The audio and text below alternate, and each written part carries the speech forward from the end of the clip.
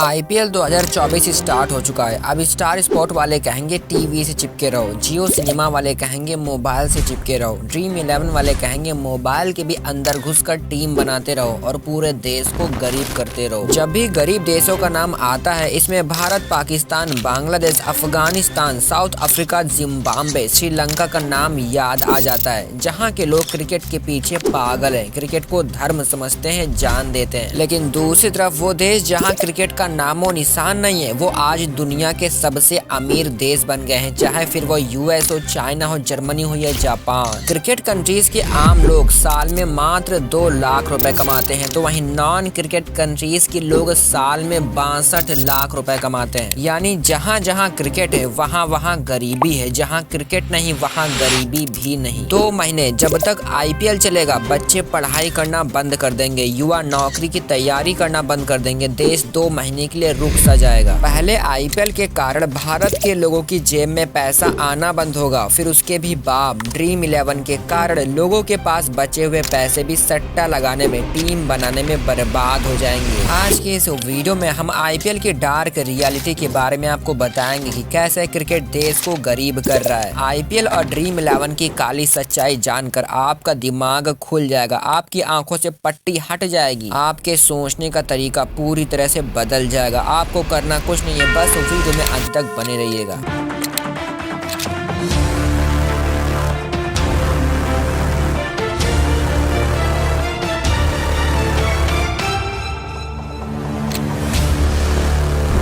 दुनिया के सबसे अमीर देशों की लिस्ट में भारत का नाम 120वें नंबर पर आता है, जहां पर क्रिकेट का कीड़ा सर चढ़कर बोलता है। दुनिया के टॉप के देशों में किसी क्रिकेट क्रेज कंट्री का नाम नहीं आता। ये कोई इत्तेफाक की बात नहीं है, बल्कि जहां जहां क्रिकेट है वहां वहां गरीबी है। आखिर ऐसा क्यों है कि दुनिया के सारे अमीर लोग, सारी बड़ी मोबाइल कंपनी, सारी बड़ी कार कंपनी, सारी बड़ी बड़ी software companies non cricket craze countries US, France, Germany, Japan, Korea और चाइना से ही आती हैं? आखिर क्यों सारी गैम्बलिंग, सट्टेबाजी, जुए वाली कंपनीज, रोजगार खत्म करने वाली कंपनीज, देश को गरीब बनाने वाली कंपनीज भारत से ही आती हैं? फिर वो चाहे ड्रीम 11 हो, माई 11, सर्कल हो, रमी हो या फिर जूपी। और ये सट्टेबाजी ऐप ड्रीम 11 इतनी पॉपुलर इसलिए हो रही क्योंकि पहले तो इसको बड़े बड़े क्रिकेटर्स प्रमोट करते थे, लेकिन अब तो हद ही पार हो गई। सारे बड़े बड़े एक्टर, एक्ट्रेस सब मिलकर देश को जुआ खेलना सिखा रहे हैं। इन्हें पता है कि ये गलत है, लेकिन सिर्फ कुछ पैसों के लिए ये देश के साथ खिलवाड़ करते हैं। सबसे ज्यादा दुख की बात यह है कि ड्रीम 11 एक सट्टेबाजी इंडियन ऐप है, इसे ये लोग खूब प्रमोट कर रहे हैं, लेकिन दूसरी तरफ जिन इंडियन ब्रांड्स को इनकी सच में जरूरत है, उनके साथ ये खड़े नहीं है। इसे आप ऐसे समझिए कि फ्लिपकार्ट जो यूएस की वॉलमार्ट की कंपनी है, उसे अमिताभ बच्चन, आलिया भट्ट जैसे बड़े बड़े नाम प्रमोट करते हैं, लेकिन मीशो जो एक इंडियन ऐप है उसे कोई प्रमोट नहीं करता। माउंटेन ड्यू जो एक यूएस की कंपनी है, उसे ऋतिक रोशन प्रमोट करते हैं, लेकिन कैंपा कोला जो इंडियन सॉफ्ट ड्रिंक कंपनी है उसे कोई प्रमोट नहीं करता। होंडा एक्टिवा जो जापान की कंपनी है, उसको अक्षय कुमार प्रमोट करते हैं, लेकिन टीवीएस जो इंडियन ब्रांड है उसको कोई प्रमोट नहीं करता। वीवो मोबाइल जो एक चाइनीज कंपनी है, उसको विराट कोहली, सारा अली खान, आमिर खान जैसे बड़े बड़े नाम प्रमोट करते हैं, लेकिन लावा जो एक इंडियन स्मार्टफोन ब्रांड है उसको कोई नहीं पूछता।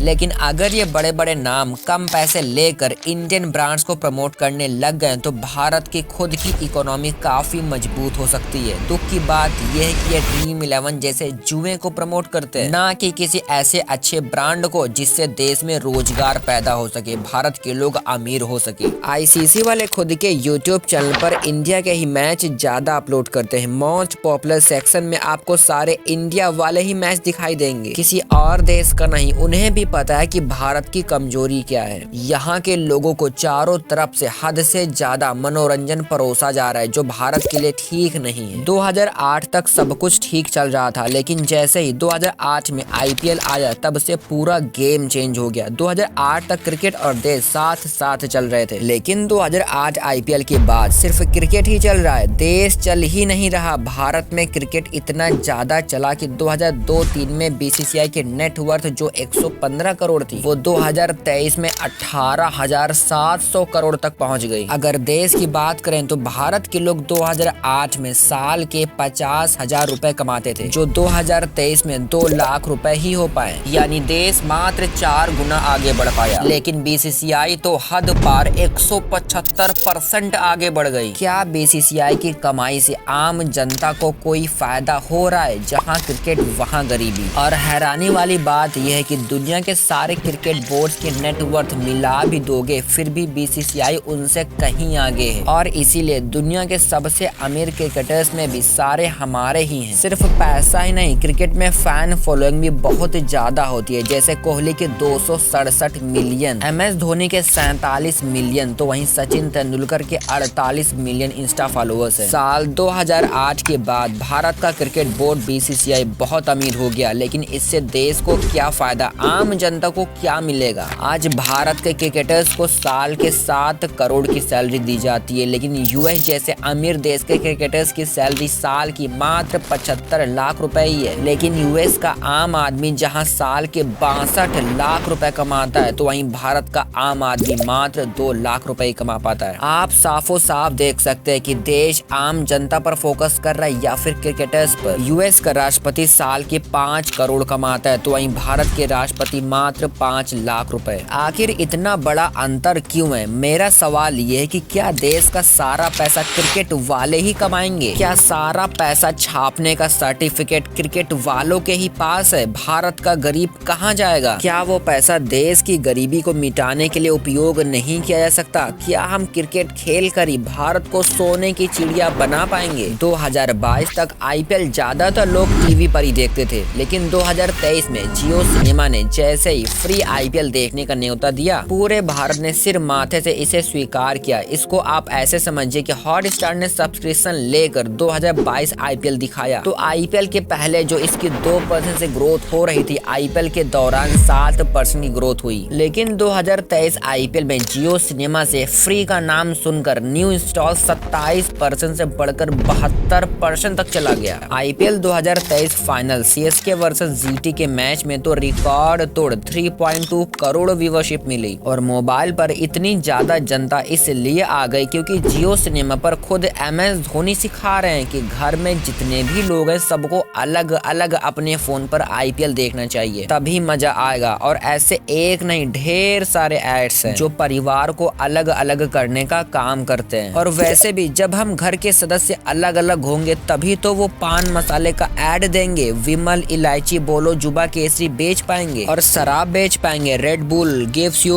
विंग्स का ऐड दे पाएंगे। क्रिकेट और IPL ने हमारे देश के नौजवानों को इस कदर अपनी जकड़ में ले लिया है कि ना वो अपने भविष्य के बारे में सोच पा रहे हैं, ना अपने देश के भविष्य के बारे में कुछ कर पा रहे हैं। उन्हें तो बस वर्ल्ड कप जीतना है, उन्हें तो बस IPL की ट्रॉफी जीतनी है। अरे भाई, इस ट्रॉफी का क्या करोगे? अचार डालोगे? आप ट्रॉफी के बारे में क्यों सोचते हो? उसके लिए तो टीमों को करोड़ों रुपए दिए जा रहे हैं, उनको अपना काम करने दीजिए। आप तो ये सोचिए कि देश का एक एक व्यक्ति अमीर कैसे बनाया जा सकता है, लेकिन इसके लिए इनके पास टाइम कहाँ है? इनको तो ड्रीम 11 पर टीम बनाकर सट्टा लगाकर करोड़पति बनना है। खुद वरुण धवन, करीना कपूर खान बोल रहे हैं कि एक मैच में 11 करोड़पति बन रहे हैं। रोहित शर्मा बोल रहे हैं कि पूरा भारत ड्रीम 11 खेल रहा है। झूठे लालच में फंसे इनके नंबर ऑफ यूजर्स जान लीजिए। ड्रीम 11 के 2015 में 3 लाख यूजर्स थे, तो वहीं 2018 में 2 करोड़ यूजर्स हो गए और 2019 में 5 करोड़ यूजर्स और आज 20 करोड़ यूजर्स हैं, यानी 9 सालों में 700 गुना ग्रोथ। ड्रीम 11 रेवेन्यू भी आपको हैरान कर देगा। 2020 में जो रेवेन्यू 1670 करोड़ था, 2021 में 2554 करोड़ हो गया, 2022 में बढ़कर 3841 करोड़, लेकिन 2023 में तो 66% की ग्रोथ के साथ 6384 करोड़ का रेवेन्यू हो गया। सवाल ये है कि ड्रीम 11 इतना ज्यादा पैसा कैसे बनाता है? इसे आप ऐसे समझिए कि ड्रीम 11 के एक कॉन्टेस्ट में 1 करोड़ 62 लाख से ज्यादा लोग पार्टिसिपेट करते हैं और एंट्री फीस 50 रुपए की होती है, यानी टोटल इनके पास 81 करोड़ रुपए आ जाते हैं। इनमें से 63% बांटते हैं, बाकी 37% सीधा अपनी जेब में रख लेते हैं, यानी 30 करोड़ का मोटा प्रॉफिट सिर्फ एक कॉन्टेस्ट से। और ऐसे इनके पास पता नहीं कितने कॉन्टेस्ट होते हैं। ड्रीम 11 वाले बोलते हैं टीम बनाओ और YT पर कुछ सट्टेबाज ग्रुप बोलते सीखते हैं, हम आपको सिखाएंगे टीम कैसे बनानी है। इनके YT चैनल पर देखिए कितने ज्यादा लोग इनसे सट्टेबाजी करना सीख रहे हैं। जिन युवाओं को काबिल बनकर भारत देश को कैसे नंबर 1 बनाना है सीखना चाहिए, वो आज टीम बनाना सीख रहे हैं। टीम बनाकर कोई देश आगे कैसे बढ़ सकता है। और ड्रीम 11 हाईली एडिक्टिव है। इसकी लत मसाला, सिगरेट, शराब से भी ज्यादा खतरनाक है। पहले इंसान 1 करोड़ के चक्कर में 1000 गंवाता है, फिर 1000 रिकवर करने के चक्कर में 10,000, फिर लाख गंवाता है। कभी थोड़ा बहुत प्रॉफिट हुआ तो उसको बढ़ाने के लिए फिर पैसा लगाता है, और यही गोल गोल चक्कर हमेशा चलता ही रहता है। इसमें आपके करोड़पति बनने का चांस 1/1.6 करोड़ है, यानी 0.000006%। इससे ज्यादा चांस तो आपके प्रधानमंत्री बनने के होते हैं। इन्हीं बातों को लेकर एक बार ड्रीम 11 को बैन करने की भी बात कोर्ट में उठी, लेकिन ड्रीम 11 वालों ने इसे सट्टा, जुआ, गेम ऑफ चांस कहने से इनकार कर दिया। इसे गेम ऑफ स्किल बताया गया, क्योंकि ये कहते हैं कि पहले आप टीम के प्लेयर्स और पिच की स्टडी करते हो, फिर अपने स्किल के दम पर आप करोड़पति बन पाते हो। और बल्कि कई ऐसे केस है जहाँ पर एक इंसान पहली बार टीम बनाकर करोड़पति बन जाता है। उसने रैंडम कुछ भी टीम बना दी। तो ये गेम ऑफ स्किल कैसे हो सकता है? गेम ऑफ स्किल तो KBC को कहेंगे, जहाँ लोग खूब पढ़ लिख कर अपनी नॉलेज के दम पर 7 करोड़ तक जीतते हैं। फिर ड्रीम 11 ने गेम ऑफ स्किल के नाम पर स्लोगन रखा, खेलो दिमाग से।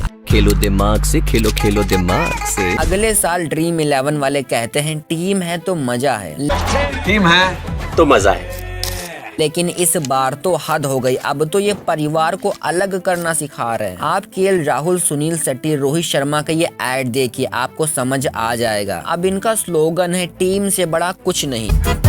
टीम से बड़ा कुछ नहीं, ड्रीम 11। मतलब ड्रीम 11 पर जो टीम बनाई है वही सब कुछ है, बाकी देश, समाज, परिवार, माँ बाप कुछ भी नहीं है। ड्रीम 11 वाले चाहते हैं कि आप सुबह से लेकर शाम तक मैच के बारे में सोचो, कौन से प्लेयर को टीम में लेना है, किसे छोड़ना है, फिर शाम को IPL से पहले टीम बनाओ, फिर 12 बजे रात तक मोबाइल लेकर जियो सिनेमा में घुसे रहो और देखो आपकी टीम कैसा परफॉर्म कर रही है। फिर सुबह से वही काम दोबारा शुरू कर दो और गोल गोल घूमते रहो। आप हारो, जीतो, मरो, जियो, उनसे कोई मतलब नहीं। ड्रीम 11 को तो फिक्स प्रॉफिट आ ही रहा है। BCCI वालों को, IPL प्लेयर्स को, जियो सिनेमा वालों को, स्टार स्पोर्ट्स वालों को, हर एक बंदे को करोड़ों मिल रहे हैं। बस आप उनके चक्कर में खुद का पैसा, वक्त, जिंदगी सब कुछ बर्बाद कर रहे हैं। अभी भी वक्त है, सुधर जाओ। अगर ये वीडियो आपकी आंखें खोल पाया है तो इसे एक WhatsApp ग्रुप में जरूर शेयर कीजिएगा। अपने दोस्तों को भी IPL की इस डार्क रियलिटी के बारे में जरूर बताइए। बाकी अगर वर्ल्ड कप 2007 के खतरनाक एपिसोड देखना चाहते हैं तो इस वीडियो पर क्लिक कीजिए। मैं आपको वहीं मिलता हूँ। बाय।